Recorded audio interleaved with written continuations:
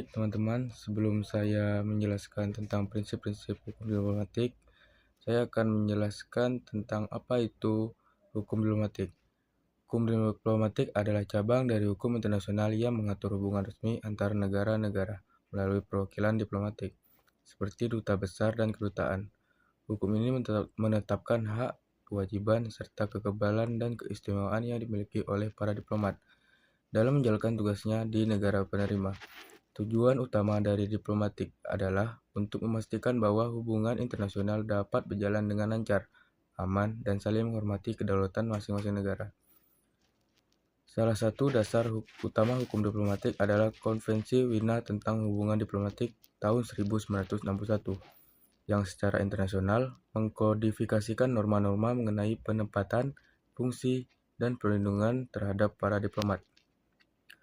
Dalam konvensi tersebut, ditetapkan bahwa para diplomat memiliki kekebalan hukum yang berarti mereka tidak dapat dituntut secara pidana maupun perdata oleh negara penerima selamanya menjalankan tugas resminya. Selain itu, gedung kedutaan dianggap sebagai bagian dari wilayah negara pengirim, sehingga tidak dapat dimasuki oleh aparat negara penerima tanpa izin. Prinsip resiprositas juga menjadi elemen penting dalam hukum diplomatik, di mana perlakuan terhadap diplomat suatu negara harus setara dengan perlakuan terhadap diplomat negara lain. Dengan demikian, hukum diplomatik berfungsi sebagai fondasi penting dalam menjaga stabilitas dan komunikasi antara negara-negara, terutama dalam situasi yang sensitif secara politik atau keamanan. Baik, setelah itu saya akan menjelaskan prinsip-prinsip dari hukum diplomatik itu sendiri. A few moments later. Baik, pada kesempatan kali ini saya akan menjelaskan mengenai prinsip hukum diplomatik. Prinsip hukum diplomatik merupakan cabang dari hukum internasional yang mengatur hubungan diplomatik antar negara, termasuk hak, kewajiban, dan perlindungan diplomat, serta misi diplomatik. Prinsip-prinsip hukum diplomatik ini berfungsi sebagai landasan normatif yang menjamin kelancaran komunikasi dan hubungan antar negara secara damai dan teratur. Berikut adalah penjelasan yang lebih rinci mengenai prinsip-prinsip utama dalam hukum diplomatik. Yang pertama ada kedaulatan negara. Prinsip ini menyatakan bahwa setiap negara memiliki kedaulatan penuh atas wilayahnya dan berhak mengatur hubungan diplomatik dengan negara lain secara bebas dan sukarela. Kedaulatan ini mencakup hak untuk menerima atau menolak kehadiran misi diplomatik dari negara lain. Oleh karena itu, hubungan diplomatik hanya dapat terjalin dengan persetujuan kedua belah pihak. Yang kedua ada persamaan kedaulatan dalam hukum internasional. Semua negara dianggap setara tanpa memandang ukuran, kekuatan militer, ekonomi, atau status politiknya. Prinsip ini menegaskan bahwa setiap negara memiliki hak dan kewajiban yang sama dalam menjalin hubungan diplomatik. Tidak ada negara yang memiliki hak istimewa atau superioritas dalam hubungan diplomatik. Yang ketiga ada prinsip non-interventasi. Prinsip ini melarang negara-negara untuk mencampuri urusan dalam negeri-negara lain melalui tindakan diplomatik. Misi diplomatik ini tidak boleh digunakan sebagai alat untuk mengganggu kedaulatan atau stabilitas politik negara penerima. Hal ini penting untuk menjaga hubungan yang harmonis dan saling menghormati antar negara. Lalu ada yang keempat. Yang keempat ini adalah prinsip perlindungan dan imunitas diplomatik. Salah satu prinsip paling penting dalam hukum diplomatik adalah pemberian kekebalan hukum pada diplomat dan misi diplomatik. Kekebalan ini meliputi kekebalan dari yurisdiksi pidana, perdata, dan administratif negara penerima. Tujuannya adalah agar diplomat dapat menjalankan tugasnya tanpa takut akan gangguan hukum atau tindakan sewenang-wenang. Selain itu, properti misi diplomatik seperti kantor kedutaan juga dilindungi dari penggeledahan atau penyitaan.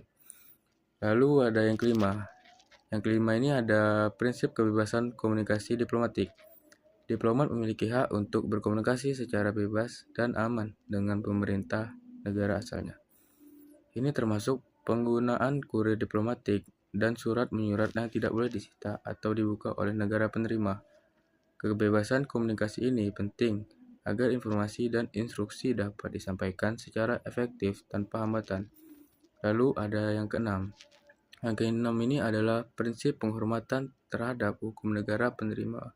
Meskipun diplomat memiliki kekebalan hukum, mereka tetap diwajibkan untuk menghormati hukum dan peraturan negara tempat mereka bertugas.